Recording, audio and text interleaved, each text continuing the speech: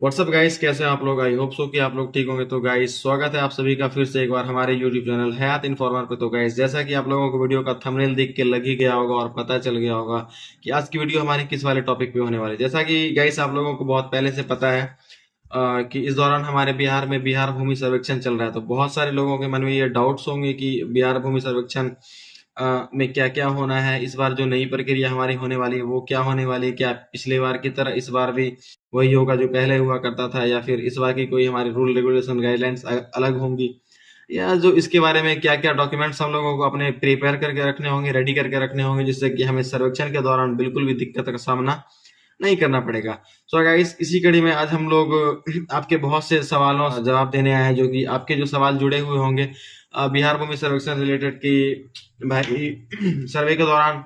हम लोगों को किन किन नियमों का पालन करना पड़ेगा और लोगों को अपने किस किस पेपर को सर्वे के दौरान तैयार करके रखना होगा, जिससे हमें सर्वे के दौरान बिल्कुल भी दिक्कत का सामना नहीं करना पड़ेगा। सो गाइस, चलिए वीडियो स्टार्ट करते हैं। और इस वीडियो को में हम लोग आपको पूरी जानकारी देने वाले हैं इससे रिलेटेड। तो प्लीज वीडियो को स्किप मत करें, और जो भी लोग हमारे चैनल पे नए हैं वीडियो को लाइक करें, साथ ही चैनल को सब्सक्राइब करें और बेल आइकन को प्रेस करें, ताकि आने वाले सारे लेटेस्ट अपडेट्स बिहार सर्वेक्षण से या फिर और भी किसी मसले से जुड़े हुए वीडियोस और नोटिफिकेशन आपको मिलते रहे।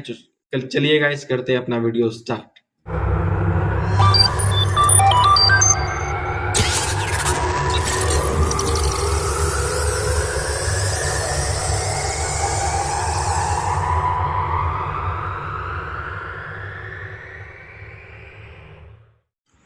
तो सबसे पहले जानते हैं कि बिहार में हो रहे भूमि सर्वेक्षण का सबसे बड़ा मुख्य उद्देश्य क्या है। तो इस बारे में जब हमने भूमि सुधार विभाग के जो चेयरपर्सन है उनका बयान आया है कि सर्वे का मुख्य उद्देश्य ये है कि बीते दशकों में होने वाले सर्वे के बाद जितने भी मृत रैयत हैं उनके जगह उनके जीवित वारिस या जीवित रैयत का नाम आ जाए। यानी अगर आपकी जमीन जो है आपके पिताजी दादा परदादा के नाम से है, जिनकी मृत्यु हो गई है, तो इस सर्वे के दौरान जो आपकी उनकी जमीन उनकी जगह पे जो है आपका नाम आ जाए, और सर्वे और खतियान में जो आपका अपडेटेशन होके आपके नाम पे आ जाए। और दूसरी बड़ी बात यह है कि जो वर्षों से चले आ रहे भूमि आपसे विवाद इस वजह से कि चाहे वो पुरानी जमीनों को लेकर के हो या सरकारी जमीनों को लेकर हो या गैर मजरूआ जमीनों को लेकर के हो, उसके निपटारे के लिए किया गया है। तो अगर आपके पास भी ऐसा एक जमीन है जो आपके दादा परदादा के नाम से है या केवाला व खतियान उनके नाम से बना हुआ और आप वर्तमान में उसके जीवित रैयत हैं, तो वैसी स्थिति में आपको खतियान या केवाला उसकी फोटोकॉपी वगैरह लगाना है, जो आपको वंशावली लगाना है। और अगर आप लोग भाइयों में अलग अलग उसको करवाना चाहते हैं, उनका अलग अलग खतियान बनवाना चाहते हैं या अलग अलग हिस्सेदारी दिखाना चाहते हैं या फिर अलग अलग नक्शा खाता खसरा बनवाना चाहते हैं, तो सबसे पहले वैसी स्थिति में आपको जो है बंटवारा नामा बनवाना होगा, जो कि एक शेड्यूल बनता है। वो शेड्यूल आप लोगों का बनता है और बंटवारे नामे पे दोनों पक्षों का सही सही साइन मोहर वगैरह जो होना चाहिए, और जो उस दौरान वहाँ पे गवाह मौजूद होंगे उन गवाहों के हस्ताक्षर होंगे। इस हस्ताक्षर के दौरान हालांकि जब सर्वेक्षण हमारा शुरू होगा तो जो हमारे सर्वेक्षण अधिकारी हैं वो इस बात की जांच कर लेंगे और अपने हिसाब से गवाहों से पूछताछ कर लेंगे कि जो बंटवारा नामा सबके सामने हुआ है, जो उस पर हस्ताक्षर किए गए, वो सही है या नहीं है। इस तरह से आप लोगों को शेड्यूल बना लेना है कि अगर आप लोग अलग अलग नाम से खतियान को करवाना चाहते हैं, अगर आपके दादा परदादा के नाम की जमीन है और भाइयों में अगर उनके बंटवारे के दौरान आप उनको अपने अलग अलग नाम से उसका खाता और रैयत को चेंज करवाना चाहते हैं, तो आपको एक शेड्यूल बनाना होगा और उस हिसाब से आपका बंटवारा नामा बना करके वो जो मैंने पीछे कहा कि साइन मोहर करवा के आपको प्रिपेयर करना, रेडी रखना होगा। उसके बाद जो हमारी बातचीत आती है कि जो हमारा बंटवारा नामा के अकॉर्डिंग सब कुछ, जी हाँ, तो आपका बंटवारा नामा के अकॉर्डिंग आपका खाता खसरा खतियान जो भी नया बन जाएगा, इसके लिए आपको जो सारे शेड्यूल्स हैं उस शेड्यूल्स को फॉलो करना होगा। इसके बाद आप लोगों का जो भी है इस तरह का कोई मसला है वो सारा क्लियर होगा। इसके बाद जो हमारा आगे नंबर आता है वो ये आता है वंशावली बनाने के दौरान, यानी जो हम लोगों को अगर दादा परदादा के नाम से जमीन, उसके लिए हम लोगों को वंशावली की जरूरत जाहिर सी बात है पड़ेगी। तो वंशावली बनाने के दौरान अगर कोई वंशज मृत होते हैं, यानी मृत पाए जाते हैं, अगर कोई भाई है या फिर कोई और है जो मृत पाए जाते हैं, तो उसको जगह वंशावली बनाने के दौरान उसके जगह पे वहां पे स्वर्गीय लिख दिया जाएगा, और जिससे ये साबित हो जाता है कि उनकी मृत्यु हो गई है।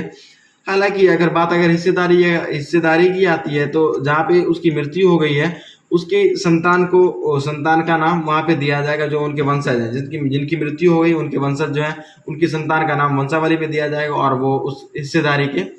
उसकी हिस्सेदारी वहां पे मान्य होगी। और बंटवारे के अनुसार उसका भी खतियान और खाता अलग से वहाँ पे बना दिया जाएगा। और तीसरी सबसे बड़ी बात जो हमारे सामने ये याद निकल के आती है कि जो सरकारी ज़मीन है, उसका क्या होगा, वो किसके नाम से सर्वे होगी। तो इस सवाल का जवाब ये है कि जो सरकारी ज़मीन पूर्व में सरकार के नाम से सर्वे थी, वो अभी भी सरकार के नाम से ही सर्वे होगी, सरकारी ही रहेगी। उसमें किसी भी प्रकार की कोई भी छेड़छाड़ नहीं की जाएगी। हालांकि जो भी सरकारी ज़मीनें होती है उसका कोई ना कोई बंदोबस्त किया जाता है, उसकी जो बंदोबस्ती होती है किसी एक के हवाले की जाती है, अलग अलग जगहों पर अलग अलग लोगों के हवाले की जाती है। तो ऐसी स्थिति में क्या होता है कि जो बंदोबस्ती किसी के हवाले की जाती है तो वो उस बंदोबस्ती को मतलब आने वाले ज़माने में वो करते क्या है कि उनको लगता है कि ये ज़मीन तो मेरी है। वो बंदोबस्ती के दौरान ऐसी ज़मीनों को क्या करते हैं, किसी दूसरे के हवाले अगर बेचते हैं तो ये सबसे बड़ी बेवकूफ़ी होगी, क्योंकि जो बंदोबस्ती ज़मीन है वो अगर आप किसी को बेचते हैं तो वो फिर से बिहार सरकार के नाम पे चले जाएगा, और ऐसे में बेचने वाले और खरीदने वाले दोनों मूर्ख बन के रह जाएंगे। तो इसलिए सरकारी ज़मीन अगर आपके पास बंदोबस्ती है तो आप उसको ना तो बेचें, जो आपके पास है हल जो भी कर रहे हैं आप उसमें वहाँ पे कर सकते हैं। जब सरकार को ज़रूरत होगी तब सरकार आपसे वहाँ पे ले लेगी उस ज़मीन को। उसके बाद जो है फिर से एक ये आता है कि अगर दादा परदादा के नाम से ज़मीन है और उनकी डेथ हो चुकी है, तो जो बंटवारानामा हम लोग बनाएंगे तो उसके लिए क्या हम लोग को रजिस्ट्री करना होगा? तो जी नहीं, आप लोगों को रजिस्ट्री बिल्कुल भी नहीं करवाना होगा या कहीं अलग से रजिस्ट्री नहीं करना होगा। वो गतवत पूर्व जो है नॉर्मली जो आपके दादा परदादा के नाम की ज़मीन है, जैसे सर्वे में होने वाला आपको वंशावली के हिसाब से वो रैयत में अपडेटेशन हो जाएगा, रैयत अपडेट हो जाएगा, वंशावली अगर आपका सही होगा तो। हाँ, लेकिन एक केस यहाँ पे ऐसा होता है कि अगर आप उस ज़मीन को किसी और के हवाले बेचना चाहते हैं, किसी और के हवाले यानी जो आपके ख़ानदान से बाहर है उसके हवाले बेचना चाहते हो, तो ऐसी स्थिति में पूर्व में भी इसका प्रावधान रहा था कि उसको रजिस्ट्री करवाना होगा, और अब भी उसका प्रावधान है कि उसको रजिस्ट्री करवाना होगा। उम्मीद है मेरी वीडियो बहुत ही क्लियर रूप से है। मैंने वीडियो में बहुत सारी जो भी जानकारी मुझे मिली है, और ये सारी जानकारी कोई मेरी अपनी तरफ से नहीं है, बल्कि जो सर्वेक्षण अधिकारी है उनसे बातचीत के दौरान ये सारी जानकारी मिली है। तो गाइस, होप सो कि आप लोगों को वीडियो पसंद आया होगा, और अगर ऐसी कोई भी जानकारी आप लोगों को चाहिए तो कमेंट बॉक्स में कमेंट कर सकते हैं। तो अगर मैं आपका कमेंट देखूंगा तो ज़रूर उसका जवाब आपको दिया जाएगा, और हमें इंस्टाग्राम पे डायरेक्ट आप डीएम भी कर सकते हैं, वहाँ से भी आपकी जो समस्या होगी उसको दूर करने की कोशिश की जाएगी। और जो एक लास्ट क्वेश्चन हम लोगों का ये आता है कि हम लोगों का ज़रूरी क्या क्या होगा सर्वे के दौरान। तो सबसे बड़ा मसला है कि सर्वे के दौरान जो ज़रूरी होगा हम लोग का वो ये होगा कि आपके जो ज़मीन के पेपर्स हैं वो सारे आप क्लियर करवा लें। अगर भू लगान कहीं पे तो वो उसको क्लियर करवा लें, जो ज़मीन की सारी रसीद वगैरह उसको क्लियर करवा लें, केवाला वगैरह को सबको एक जगह कर लें, ताकि सर्वे के दौरान आपको कहीं दौड़ना ना पड़े, किसी भी तरह की परेशानी ना उठानी पड़े। उम्मीद है वीडियो आप लोगों को पसंद आएगा, तो प्लीज़ वीडियो को लाइक करें, साथ ही चैनल को सब्सक्राइब करें, और अपने दोस्तों के, अपने रिश्तेदारों के साथ शेयर करें, ताकि उनके साथ भी ये जानकारी जुड़ जाए और वो परेशान ना हो। सर्वे जो ये बहुत ईजी काम है, अगर उसको हम लोग आसानी पूर्वक शांतिपूर्वक करें तो। अगर घबराहट और जल्दबाजी में करेंगे तो थोड़ी दिक्कत होगी। और ये